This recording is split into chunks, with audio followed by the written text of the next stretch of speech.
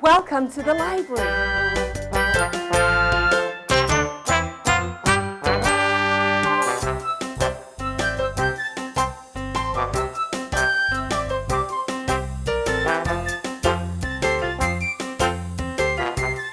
Let's go see a show.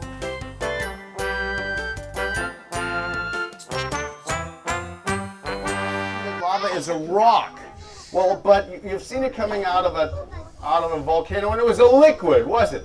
Now, how can a rock be a liquid? That's because some things, when they get hot, they melt. Whether it's rock, which melts at about 2,000 degrees, or a crayon, which melts at about 100 degrees, which is why if you leave one of these in the back seat of your mom and dad's car, they're going to be really mad at you because it's going to melt in and make a big mess. But now there's a couple of things I'm going to be doing up here with fire. But don't worry, hardly anybody ever gets hurt during my show. Kids, don't try this at home. That doesn't mean go try it at your best friend's home instead. Some things, when they get hot, they melt. They turn from a hard, solid thing to a liquid. It'll turn and drip and flow and drip and flow and drip and flow as a liquid. And then when it cools, it gets hard again. So lava is rock that is so hot, it flows. But you've seen it come out of that volcano on TV, and it wasn't black. What color was it? Red. Red. That's right, because some things, when they get hot, they glow. Whether it's rock or steel, like in this ordinary paper clip. If it gets to be about 1,500 degrees, it will glow of its own light. The heat will become visible as light. It's called being incandescent, similar to the word candle.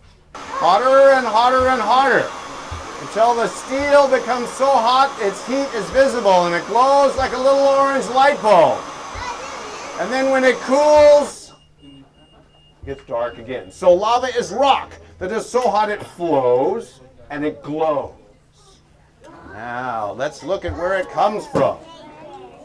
It comes from deep in the earth. Here's a globe, a model of our earth, 1 foot across. The real world is 46 million feet across through the middle. And what's all this blue stuff? Water. Look at all the water that covers the earth. The water planet. And that's what makes life possible on the earth, is the water. So much water. But it's not nearly as much water as you would like to think. It is very, very thin.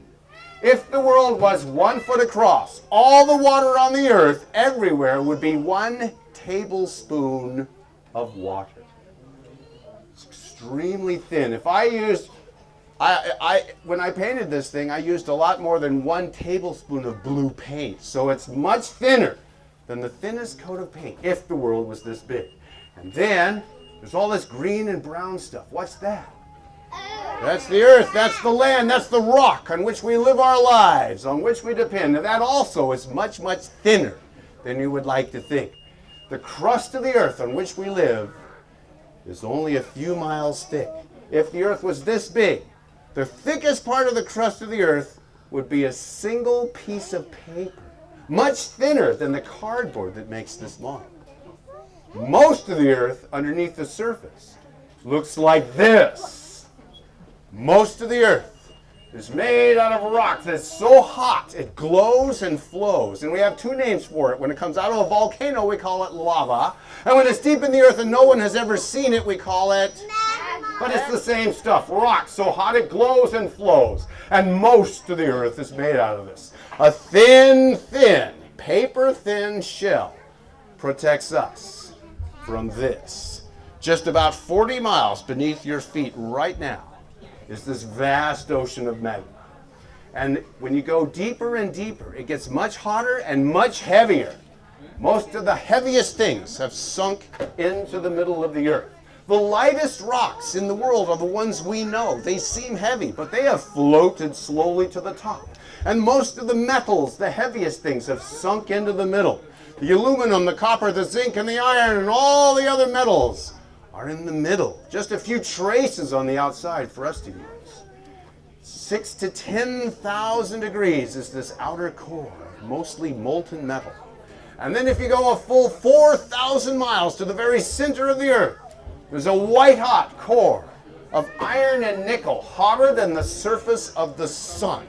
It is so hot it ought to be a gas, but it's squeezed by the billions of tons of rock on top of it back into a solid again. So the Earth is a thin shell of rock on which we live, thinner than an eggshell is to an egg. And then this gigantic, vast, oozing blob of lava and magma, and finally this hard peach pit in the middle, hotter than the surface of the sun. And the only reason we know what it's like inside the Earth is a couple of things. One, volcanoes bring us samples. And two, we knock on them. We listen to the sound of earthquakes that happen around the world all the time, little earthquakes, and the sound travels through the gooey parts and the hard parts a little differently. And that's how we get a picture of what it's like inside the Earth. It's kind of like knocking on the wall, looking for the stud when you want to hang a heavy painting. The hollow parts go tuk tuk, and the hard parts go tuk tuk. And that's how we know what it's like inside the Earth. So a crack will form in the Earth on which we live our lives, and that carbon dioxide gas will push some of the lava out, and it'll flow out onto the ground and make a bump. And if there's more to come out, it'll pile up on top of itself until it's a hill. And if there's more to come out, it'll pile up until it's a mountain, thousands of feet tall. Some of the biggest mountains in the world are volcanoes, and they built themselves with bubble power. Now this stuff, this lava, is typically full of holes left by the bubbles. When the bubbles of carbon dioxide cool, they leave holes. So lava is very typically full of holes, and the holes can get awfully big. I've actually walked inside a hole in the rock as big as this room that was left by a single bubble. When this stuff is out in the weather for thousands of years, it starts to crumble. In the weather, it becomes good soil. There's so many minerals in it, it's good, rich soil, good for things to grow. And so very often around volcanoes, you'll find lots of plants growing. Lots of jungles and forests are often around volcanoes because the lava becomes good soil. And whenever you have lots of plants growing, you'll always have lots of animals living. The life around volcanoes is rich and diverse, all because that's started by the good soil.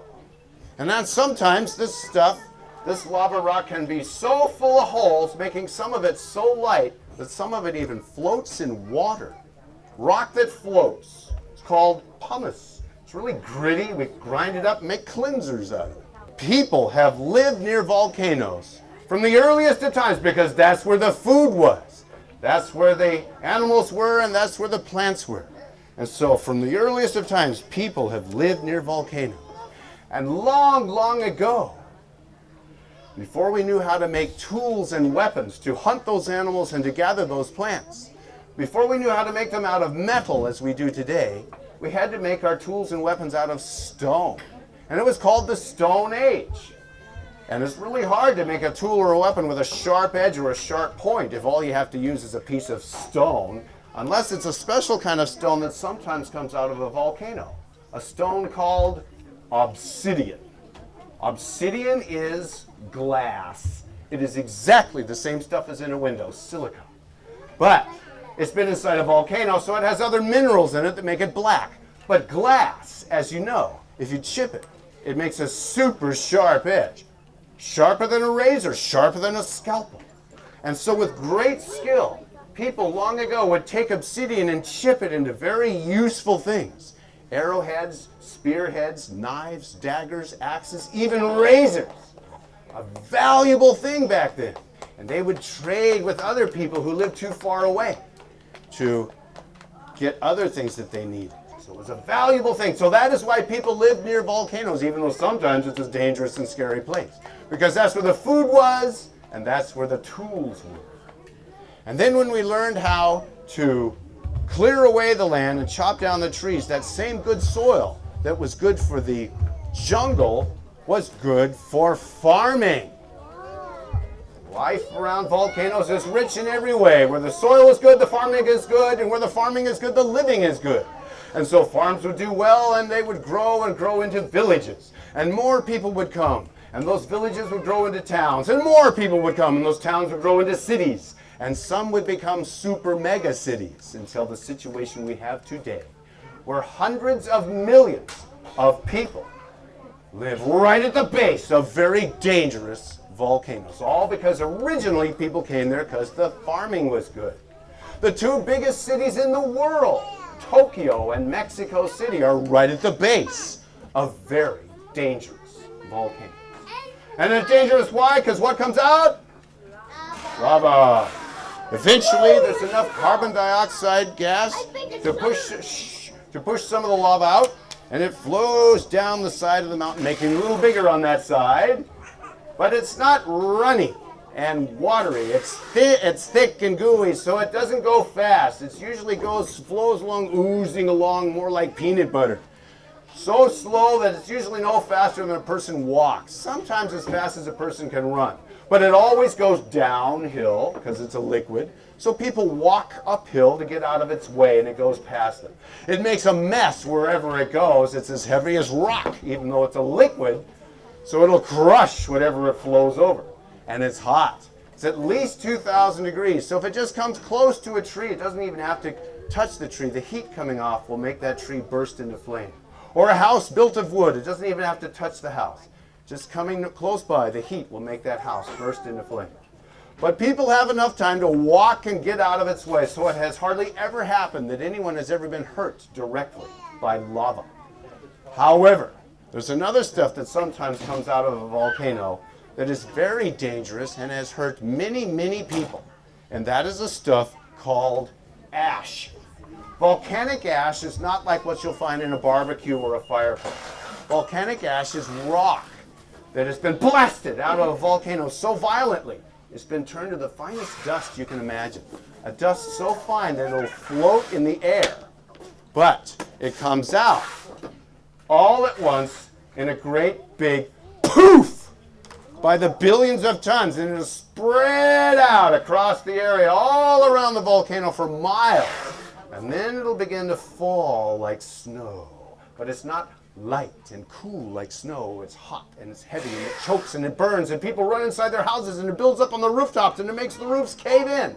And the worst thing it does is it covers up the land where people are growing their food crops. Most people live one food crop away from going hungry. They grow their food and eat it. They don't store it. And so if that stuff, those plants are killed by the ash, there's nothing for them to eat for miles and miles. And this is how volcanoes have hurt the people the most, by making them go hungry.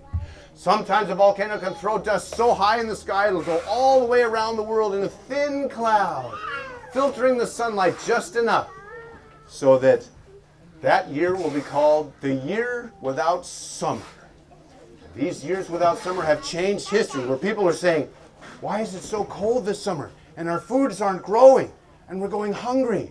They don't understand that on the other side of the world, a volcano is pumping ash into the sky, cooling the whole world off.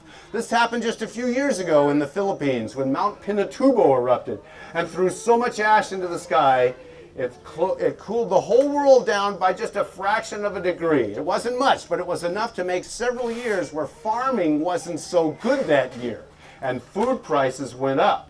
If it had been worse, there would have been starvation. There's one more thing that a volcano will do, which is the scariest of all, but fortunately the rarest of all. And that's when it'll simply explode all at once with a great big BOOM! A boom so loud, the sound is a wall of air squeezed to the density of iron, rushing out at 600 miles an hour, flattening everything in its path, knocking down all the trees and flattening the hills and everything living there. A boom that can be heard for 3,000 miles. A boom that makes nuclear bombs look like a firecracker in comparison. A boom that can make a mountain into a hole in the ground.